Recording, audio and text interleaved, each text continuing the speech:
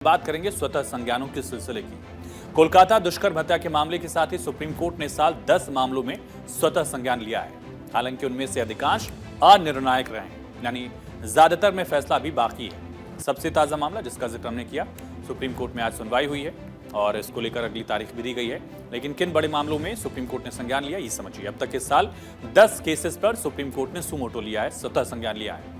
आज RG Kar hospital case में सुनवाई हुई, एक मामला था। इसके अलावा एक फैसला भी आया आज।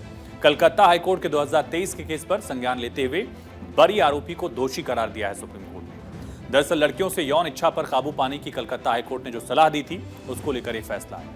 इसके अलावा छत्तीसगढ़ की रिमांड नीति पर स्वतः संज्ञान लेते हुए सुप्रीम कोर्ट ने इस मामले को लिया था सुमोटो में, लेकिन अब तक मामला लिस्ट नहीं हुआ है, इसकी सुनवाई नहीं हो पाई।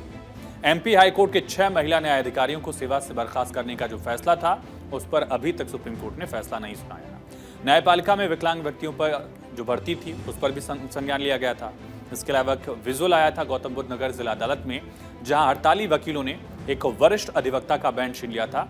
जिला अदालत में हुई घटना पर सुप्रीम कोर्ट ने स्वतः संज्ञान लिया था। इसके अलावा बॉम्बे हाईकोर्ट को नए भवन में शिफ्ट करने का मामला, ये भी सुप्रीम कोर्ट में है। ये वो मामले थे जिन पर सुप्रीम कोर्ट ने इसी साल स्वतः संज्ञान लिया। ज्यादातर में फैसला आना बाकी भी है। बारी बारी से सभी केसेस को समझते हैं। एक स्वतः संज्ञान मामले में सुप्रीम कोर्ट ने आज ही फैसला भी सुनाया है। दरअसल सुप्रीम कोर्ट ने कलकत्ता हाईकोर्ट के 2023 के उस फैसले को खारिज कर दिया, जिनमें किशोरियों को यौन इच्छाओं पर नियंत्रण रखने की सलाह दी गई थी। इसे बेतुका कहा जा रहा था, लगातार इसको लेकर आलोचना हो रही थी और सुप्रीम कोर्ट ने इस पर पलट दिया फैसले।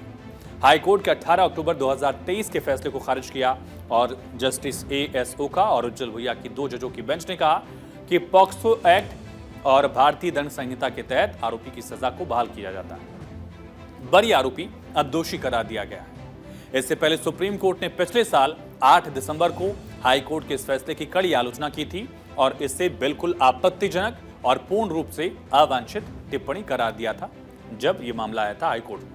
वहीं छत्तीसगढ़ की रिमांड नीति से जुड़ा एक मामला भी है। इस पर 6 महीने पहले सुप्रीम कोर्ट ने खुद ध्यान दिया था, लेकिन मामला अभी तक हालांकि लिस्ट नहीं हो पाया है, सूचीबद्ध नहीं हुआ है। वहीं सुप्रीम कोर्ट ने मध्य प्रदेश हाईकोर्ट द्वारा 6 महिला न्यायाधिकारियों को सेवा से बर्खास्त करने के फैसले का भी संज्ञान लिया। स्वतः संज्ञान लेते हुए इस मामले में कार्यवाही पिछले साल 17 दिसंबर को शुरू भी की गई थी, लेकिन अभी तक इसका नतीजा नहीं आया, फैसला नहीं आया है। इसके अलावा न्यायपालिका में विकलांग व्यक्तियों की भर्ती पर भी सुप्रीम कोर्ट ने संज्ञान लिया। ये कार्यवाही न्यायपालिका में विकलांग व्यक्तियों और दृष्टिबाधित लोगों की भर्ती से संबंधित है।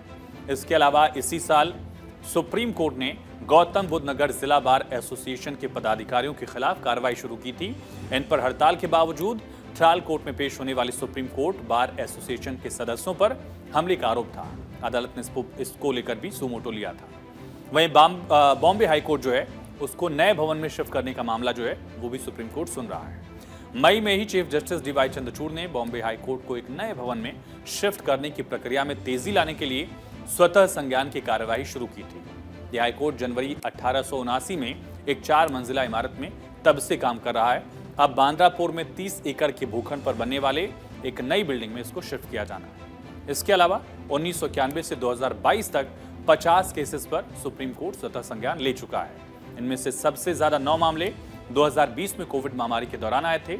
अब ये रिकॉर्ड जो है, इस साल अब तक 10 केसेस को लिस्ट किया गया है। 10 मामलों को दरअसल स्वतः संज्ञान के तहत लिया गया और अभी अगस्त का महीना चल रहा है। माना जा सकता है कि आने वाले वक्त में कुछ और केसेस पर भी सुप्रीम कोर्ट स्वतः संज्ञान ले सकता है।